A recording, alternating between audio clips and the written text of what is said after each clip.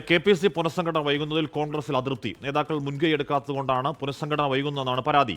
ഭാരവാഹികളെ വെക്കാതെ പാർട്ടിയെ കൈപ്പിടിയിൽ ഒതുക്കാനാണ് ശ്രമം എന്നും വിമർശനമുണ്ട്. സംസ്ഥാനത്ത് സമവായമുണ്ടായില്ലെങ്കിൽ ഇടപെടും എന്ന സൂചനയാണ് ഹൈക്കമാൻഡ് നൽകുന്നത്. ഫസ്റ്റ് ഓൺ 24 വിവരങ്ങളുമായി ശ്രീത്ത് വിവരങ്ങളുമായി ചേരുന്നു. ശ്രീത്ത്, അങ്ങനെ കേരളത്തിൽ ഒരു സമയം ഉണ്ടാവാത്ത പശ്ചാത്തലത്തിൽ ഏകപക്ഷീയമായി ഹൈക്കമാൻഡ് ഇടപെടൽ ഒരു പ്രാക്ടിക്കൽ സൊല്യൂഷനാണോ?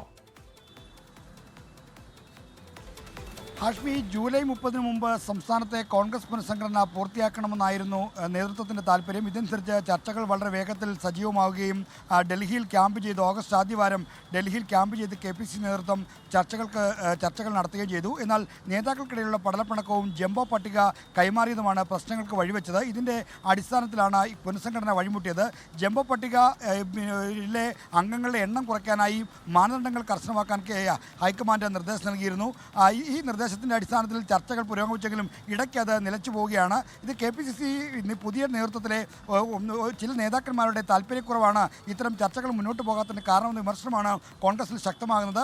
പാർട്ടിയിലെ മറ്റു ഭാരവാഹികളില്ലാത്തതുകൊണ്ട് KPCCയുടെ പുതിയ നേതൃത്വം അക്ഷരാർത്ഥത്തിൽ പാർട്ടിയെ കൈപ്പിടിയിൽ ഒതുക്കാൻ ശ്രമിക്കുന്നു. അതുകൊണ്ട് മറ്റു ഭാരവാഹികളെ നിയമിക്കാൻ അവർക്ക് താല്പര്യം ഇല്ല എന്ന തരത്തിലുള്ള ചർച്ചകളാണ് നടക്കുന്നത്.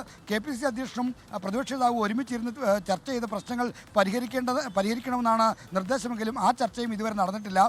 ദീപാദാസ് മുൻഷിക്ക് ഹൈക്കമാൻഡ് ഇപ്പോൾ നൽകിയിരിക്കുന്ന നിർദ്ദേശം ഈ മാസം 31-നകം പുനഃസംഘടന തീർക്കണമെന്നായിരുന്നു. ഇതനുസരിച്ച് ദീപാദാസ് മുൻഷി ഡൽഹിയിലേക്ക് പോയ ശേഷം അടിയന്തരമായി തിരിച്ചു വന്ന് KPCC ആസ്ഥാനത്ത് 20-ാം തീയതി ഒരു ചർച്ചയും നടന്നു. എന്നാൽ ആ ചർച്ചയ്ക്ക് ശേഷവും കാര്യങ്ങൾ മുന്നോട്ട് പോയില്ല. ഇതിലാണ് പാർട്ടിക്കകത്ത് വലിയ തോതിൽ അതൃപ്തി വളരുന്നത്. ഇപ്പോൾ രാഹുൽ മാങ്കൂട്ടത്തിലുമായി ബന്ധപ്പെട്ട ലൈംഗികാരോപണ വിവാദം ഉണ്ടെങ്കിൽ കൂടി ഇതല്ലാതെ ചർച്ചകൾ മുന്നോട്ട് കൊണ്ടുപോകാൻ മറ്റു തടസ്സങ്ങളൊന്നുമില്ലായിരുന്നു. എന്നിട്ടും അതിന് നേതൃത്വം താല്പര്യമെടുക്കുന്നില്ല എന്നാണ് ഇപ്പോൾ ഉയരുന്ന പ്രശ്നം.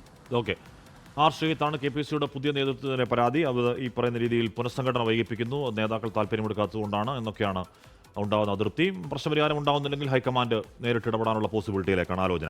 ലോകത്തെവിടെയായാലും ഏത് സമയത്തും 24 വാർത്തകളും ഓഗ്മെന്റഡ് റിയാലിറ്റി പാക്കേജുകളും എക്സ്പ്ലെയിനറുകളും വിശദമായി കാണാൻ ഞങ്ങളുടെ YouTube ചാനൽ നിങ്ങൾക്ക് സബ്സ്ക്രൈബ് ചെയ്യാം.